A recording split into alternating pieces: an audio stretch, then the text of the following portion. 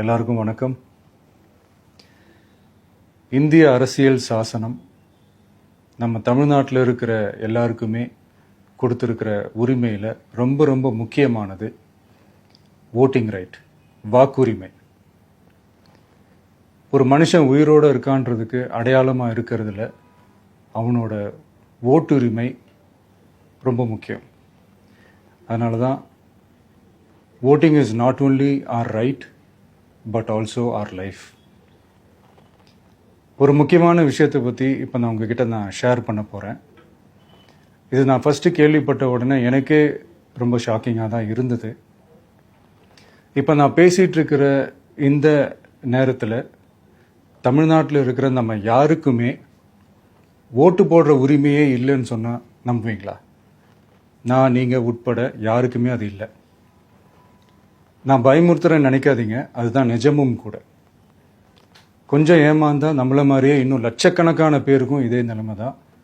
ஓட்டு போடுற அந்த உரிமையே இல்லாத மாதிரி ஒரு நிலைமை வந்தாலும் வரலாம். இதுக்கு மெயின் ரீசன் அந்த எஸ்ஐஆர், ஸ்பெஷல் இன்டென்சிவ் ரிவிஷன், சிறப்பு தீவிர திருத்தம். இப்போ இந்த எஸ்ஐஆர் நம்ம தமிழ்நாட்டில் எப்படி ஒர்க் ஆக போகுது? கடந்த ஜனவரி மாதம் எடுத்த அந்த கணக்கெடுப்பில் 6,36,00,000 வாக்காளர்கள் நம்ம தமிழ்நாட்டில் இருக்கிறாங்க. ஆனால் அவங்க யாருக்குமே இந்த ஓட்டு போடுற உரிமையே இல்லை. அந்த பிஎல்ஓன்னு சொல்லுவாங்க, பூத் லெவல் ஆஃபீஸர்ஸ், வாக்குச்சாவடி நிலை அலுவலர். அவங்க தான் வீடு வீடாக போய் அந்த ஃபார்மை கொடுப்பாங்க. அதை நம்ம ஃபில்அப் பண்ணி கொடுக்கணும். அதை தேர்தல் ஆணையம் அதை எடுத்துகிட்டு போய் அதை ஸ்க்ரூட்டினைஸ் பண்ணி அது எல்லாமே கரெக்டாக இருக்கான்னு செக் பண்ணி பார்த்ததுக்கப்புறம் அந்த வாக்காளர் பட்டியலை வெளியிடுவாங்க. அந்த வாக்காளர் பட்டியலில் நம்ம பேர் இருக்கணும், அப்போ தான் நம்மளால் ஓட்டு போட முடியும். அந்த புது பட்டியல் வர்ற வரைக்கும் நம்ம வாக்காளர்களான்றது அது உறுதியே செய்ய முடியாது.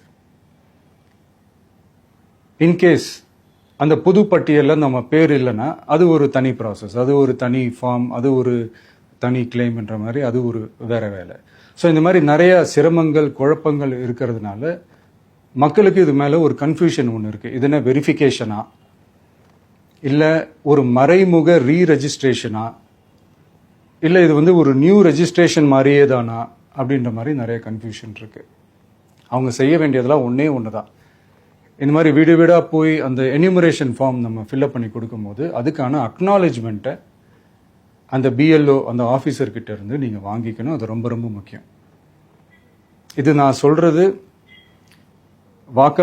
வாக்காளர் பட்டியலில் ஆல்ரெடி உங்கள் பேர் இருக்கிறவங்களுக்கு நான் சொல்கிறேன். இப்போ புது வாக்காளர்கள், ஃபர்ஸ்ட் டைம் ஓட்டர்ஸ், அவங்களுக்கு ஃபார்ம் 6ன்னு ஒன்று இருக்குது. அதை நீங்கள் ஃபில்அப் பண்ணி நீங்கள் உங்கள் ஏரியாவில் இருக்கிற சம்மந்தப்பட்ட அந்த உங்கள் அலுவலகத்தில் நீங்கள் டைரெக்டாகவும் சப்மிட் பண்ணலாம், இல்லை நீங்கள் ஆன்லைன்லேயும் சப்மிட் பண்ணலாம். அப்படி ஆன்லைனில் நீங்கள் சப்மிட் பண்ணிங்கன்னா அதுக்கான ஸ்க்ரீன்ஷாட்டை எடுத்து வச்சுக்கோங்க. ஃபோனில் மெசேஜ் வரும், அதை சேவ் பண்ணி வச்சுக்கோங்க. அப்ராடில் இருக்கிறவங்க கூட அந்த எஸ்ஏஆர் ஃபார்மை டவுன்லோட் பண்ணி நீங்கள் அதை ஃபில்அப் பண்ணி சப்மிட் பண்ணலாம். அதுக்கான அக்னாலேஜ்மெண்ட்டை வாங்கி வச்சுக்கோங்க. ரொம்ப முக்கியமாக உங்களோட பிஎல்ஓ அந்த ஆஃபீஸர் யாருன்னு தெரிஞ்சு வச்சுக்கோங்க. இந்த தேர்தல் ஆணையம் அந்த வெப்சைட்டில் போனீங்கன்னா அந்த பர்டிகுலர் பிஎல்ஓ ஆஃபீஸரோட ஃபோன் நம்பர் கூட நீங்கள் எடுத்து வச்சுக்கலாம். இன்கேஸ் உங்களை யாரையும் ரீச் பண்ணலை இல்லை உங்களுக்கு அந்த ஃபார்ம் கிடைக்கல அப்படின்னா நீங்கள் அவரை காண்டாக்ட் பண்ணி அந்த ஃபார்மை வாங்கி நீங்கள் ஃபில்அப் பண்ணி நீங்கள் சப்மிட் பண்ணலாம். ரொம்ப முக்கியமாக அதுக்கான அக்னாலேஜ்மெண்ட்டை வாங்கி வச்சுக்கோங்க. இது எல்லாமே சரியாக செஞ்சாலும் இந்த எஸ்ஐஆர் மேலே சில டவுட்ஸ் இருக்குது. அது என்னன்னா, இந்த 6,36,00,000 வாக்காளர்களுக்கு ஒருத்தர் விடாமல் இந்த ஒரே மாதத்துக்குள்ள எப்படி எல்லாருக்குமே அந்த ஃபார்ம் போய் ரீச் ஆகும்? ஒன்று. ரெண்டாவது, நீங்கள் வரும்போது வீட்டை பூட்டிட்டு வேலைக்கு போயிட்டு என்ன பண்ணுறது? இப்போ நீங்கள் வருவீங்கன்றதுக்காக வேலையெல்லாம் விட்டுட்டு வீட்டுக்குள்ளேயே உட்காந்துட்டு இருக்கணுமா? ஸோ இதில் மெயினாக பாதிக்கப்பட போகிறது உழைக்கிற மக்கள், ஏழைகள், வேலைக்கு போகிற பெண்கள். இவங்களுக்கு யார் கரெக்டான அந்த பதில் சொல்ல போகிறது? ஒரு நியாயமான எஸ்ஐஆர்னா என்ன நடக்கணும்? இப்போது இறந்து போனவங்கள மார்க் பண்ணி அதுலேருந்து டிலீட் பண்ணணும். இப்போ போலி வாக்காளர்கள் இருந்தாங்கன்னா அவங்கள மார்க் பண்ணி டிலீட் பண்ணணும்.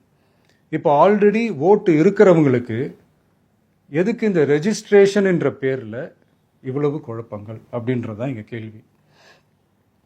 இப்போ புதுசாக வர்ற வாக்காளர்களையோ இல்லை ஓட்டு இல்லாதவங்களையோ சேர்த்தா பத்தாதா?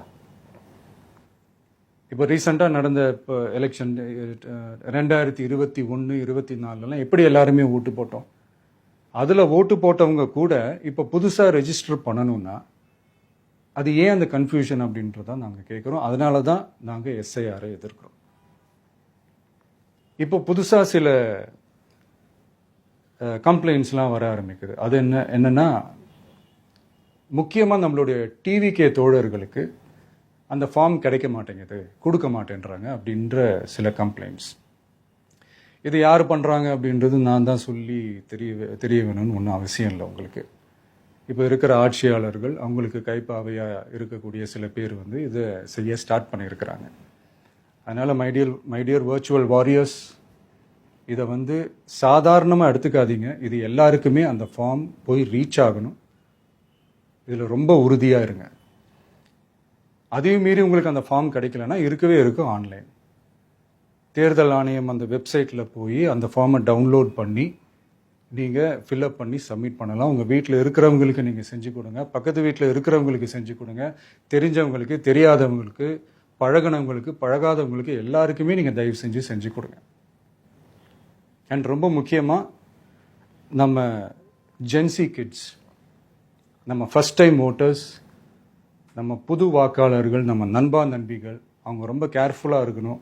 நான் ஆல்ரெடி சொன்ன மாதிரி உங்களுக்கான ஃபார்ம், அந்த ஃபார்ம் நம்பர் 6, அதை கரெக்டான டீட்டெயில்ஸோட கரெக்டான உங்கள் டாக்குமெண்ட்ஸை வச்சு அதை சப்மிட் பண்ணுங்கள். ஏன்னா வரப்போகிற தேர்தலில் நீங்கள் தான், அந்த ஜென்சி வாக்காளர்கள் தான் மிக முக்கியமான ஒரு ஃபோர்ஸ் அப்படின்றது எல்லாருக்குமே தெரிஞ்ச ஒரு விஷயம். அதனால் உங்களை டிஸ்டர்ப் பண்ணுறதுக்கு, உங்கள் பேரை அதில் இன்க்ளூட் பண்ணாமல் செய்கிறதுக்கு என்னென்ன வேலைகள் செய்யணுமோ, என்னென்ன தில்லுமுள்ளு வேலைகள் செய்யணுமோ எல்லாமே அவங்க செய்வாங்க. இது நமக்கு எல்லா திசையிலையும் எல்லா பிரச்சனைகள் கொடுத்துட்டு தானே இருக்கிறாங்க. அது டிஃபால்ட்டாக நடந்துட்டு தான் இருக்கும். அது ஒன்றும் பண்ண முடியாது.